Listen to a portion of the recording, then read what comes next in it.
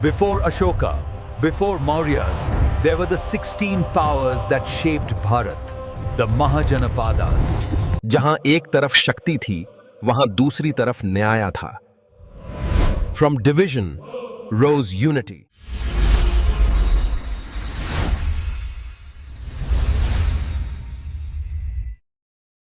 नमस्कार दोस्तों, स्वागत है आपका आपके अपने चैनल फन फैक्ट में। दोस्तों, आज हम चलने वाले हैं समय में पीछे, करीब करीब 2600 साल पीछे। ये वो ज़माना था जब भारत में कोई एक बहुत बड़ा साम्राज्य नहीं था, बल्कि छोटे छोटे कबीले धीरे धीरे एक होकर शक्तिशाली राज्यों की शक्ल ले रहे थे। तो चलिए आज इसी कहानी को समझते हैं, भारत के इन पहले राज्यों यानी महाजनपदों की कहानी। तो इसी सवाल से शुरू करते हैं। हम सब ने महान मौर्य साम्राज्य के बारे में तो सुना ही है ना? पर उससे भी पहले भारत का राजनीतिक नक्शा आखिर दिखता कैसा था? कौन थे वो लोग और कैसी थी उनकी दुनिया? आइए पता लगाते हैं। इस पूरी कहानी को समझने के लिए हम इसे 5 हिस्सों में देखेंगे। सबसे पहले तो यही जानेंगे कि ये महाजनपद आखिर थे क्या। फिर हम उन 16 महाशक्तियों के बारे में जानेंगे। उसके बाद देखेंगे कि उस दौर में आम लोगों की जिंदगी कैसी हुआ करती थी। फिर बात करेंगे सत्ता के लिए हुई जबरदस्त जंग की, और आखिर में समझेंगे कि इस दौर ने भारत के आने वाले कल की नींव कैसे रखी। तो चलिए शुरू करते हैं। सबसे पहले ये समझते हैं कि ये महाजनपद आखिर बने कैसे। देखिए, ये कोई एक रात में नहीं हुआ, ये एक बहुत लंबी प्रोसेस का नतीजा था। महाजनपदों से पहले आते हैं जनपद। अब ये जनपद क्या है? देखिए, जन का मतलब है लोग या कोई कबीला, और पद का मतलब होता है पैर। तो जनपद मतलब वो जगह जहाँ किसी कबीले ने आकर अपने पैर जमा लिए, मतलब बस गए। ये वैदिक काल की छोटे छोटे कबीलाई राज्य हुआ करते थे। फिर लगभग 6ठी शताब्दी ईसा पूर्व के आसपास एक बहुत बड़ा बदलाव आया। ये छोटे छोटे जनपद आपस में मिलने लगे या फिर एक दूसरे को जीतकर बड़े होने लगे और बन गए महाजनपद। आप इसे ऐसे समझिए जैसे कई छोटे छोटे गांव और कस्बे मिलकर एक बड़ा शहर बन जाते हैं। और इस बदलाव के पीछे जो सबसे बड़ी वजह थी वो था लोहा। जी हाँ, उत्तर प्रदेश और बिहार के इलाकों ने जब लोहे का इस्तेमाल बढ़ा तो खेती से लेकर युद्ध तक सब कुछ हमेशा के लिए बदल गया। तो इस बड़े बदलाव के बाद भारत का एक नया पॉलिटिकल मैप सामने आया जिसमें 16 बड़ी बड़ी शक्तियां थीं। चलिए अब इन्हीं 16 सुपर पावर से मिलते हैं। पुराने बौद्ध और जैन ग्रंथों में ना एक नंबर बार बार आता है और वो नंबर है 16। ऐसा कहा जाता है कि उस समय पूरे भारतीय उपमहाद्वीप में 16 ऐसे बड़े और ताकतवर राज्य उभर कर सामने आए थे जिन्हें महाजनपद कहा गया। ये थे वो 16 महाजनपद: अंग, मगध, काशी, कोसल से लेकर उत्तर पश्चिम में गांधार और कंबोज तक। वैसे तो ये सभी अपने आप में बहुत इंपॉर्टेंट थे, लेकिन इनमें से 4 मगध, कोसल, वत्स और अवंती ताकत की दौड़ में सबसे आगे निकल गए। अच्छा, ये तो हो गई राज्यों की बात, पर इन राज्यों में रहने वाले लोगों की जिंदगी कैसी थी? मतलब वहाँ का समाज कैसा था, राजनीति कैसे चलती थी और लोग अपना गुजारा कैसे करते थे?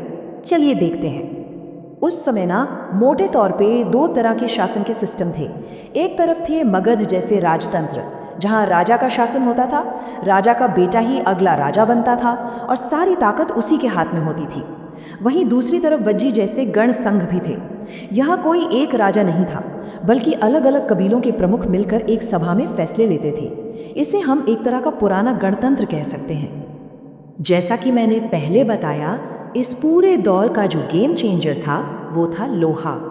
लोहे के फाल वाले हलों ने गंगा के मैदानों की सख्त जमीन को जोतना बहुत आसान कर दिया।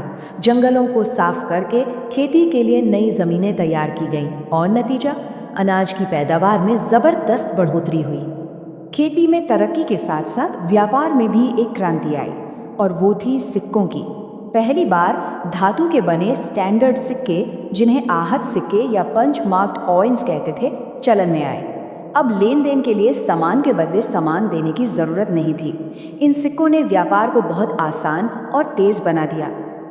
अब जब व्यापार आसान हुआ तो नए नए रास्ते भी बनने लगे, और इन रास्तों का राजा था उत्तरापथ, जो आज के अफगानिस्तान से लेकर बंगाल की खाड़ी तक फैला हुआ था।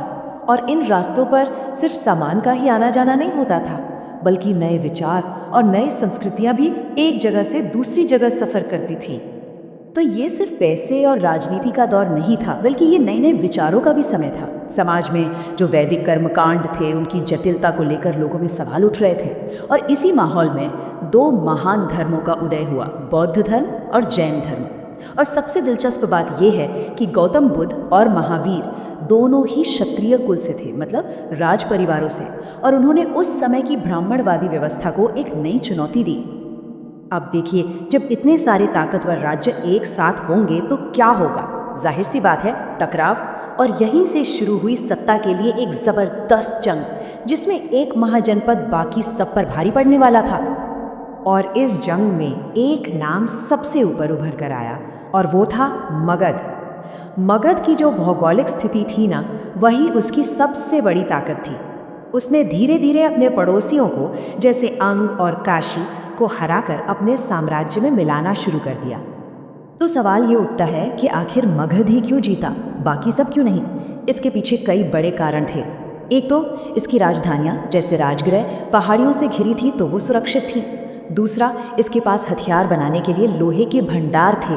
तीसरा, जमीन इतनी उपजाऊ थी कि एक बड़ी सेना के खाने पीने का इंतजाम आराम से हो जाता था।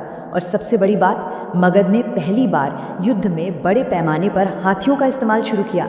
और इन सब के ऊपर थे बिंबिसार और अजातशत्रु जैसे बहुत ही महत्वाकांक्षी राजा। मगध के शुरुआती राजा बहुत होशियार थे। बिंबिसार ने लड़ाइयाँ भी लड़ी, लेकिन साथ ही दूसरे राज्यों में शादियाँ करके रिश्ते भी बनाए और एक स्थायी सेना तैयार की। फिर उसके बेटे अजातशत्रु ने और भी आक्रामक नीति अपनाई और कोसल के साथ साथ शक्तिशाली वज्जी संघ को भी जीत लिया। तो चलिए अब आखिर में ये समझते हैं कि इस पूरे दौर ने, इन महाजनपदों ने भारत के भविष्य पर क्या असर डाला, इनकी विरासत क्या थी। देखिए, महाजनपदों की सबसे बड़ी देन ये थी कि उन्होंने भारत के पहले सुपर एम्पायर मतलब मौर्य साम्राज्य के लिए स्टेज सेट कर दिया था। जो एडमिनिस्ट्रेशन, जो सेना और जो राजनीतिक व्यवस्था मगध ने बनाई, उसी नींव पर आगे चलकर चंद्रगुप्त मौर्य ने एक बहुत विशाल साम्राज्य खड़ा किया। और हाँ, ये भी याद रखना ज़रूरी है कि भले ही राजतंत्र की जीत हुई, लेकिन इसका मतलब ये नहीं कि वज्जी जैसे गणराज्यों के आइडियाज़ बेकार चले गए। नहीं, वो विचार कहीं ना कहीं जिंदा रहे और सामूहिक शासन की उनकी परंपरा ने भारत की राजनीतिक सोच पर एक गहरी छाप छोड़ी। तो चलिए फटाफट एक रिकैप कर लेते हैं कि हमने आज क्या क्या सीखा। हमने देखा कि कैसे छोटे छोटे जनपद मिलकर 16 शक्तिशाली महाजनपद बने। ये वो दौर था जब शहर बस रहे थे, व्यापार बढ़ रहा था और पहली बार सिक्कों का इस्तेमाल हो रहा था। हमने राजतंत्र और गणराज्य, दो तरह के शासन को समझा और ये भी देखा कि कैसे इन सब में मगध सबसे ताकतवर बनकर उभरा और उसी ने आगे चलकर मौर्य साम्राज्य की नींव रखी। आखिर में एक सवाल आपके लिए छोड़ जाता हूँ। जरा सोचिए, अगर उस बड़ी लड़ाई में राजतंत्र वाले मगध की जगह गणतंत्र वाले वज्जी की जीत हुई होती, तो क्या आज भारत का इतिहास वैसा ही होता जैसा हम जानते हैं? इस पर विचार जरूर कीजिएगा। मिलते हैं अगली बार एक और दिलचस्प कहानी के साथ। नमस्कार।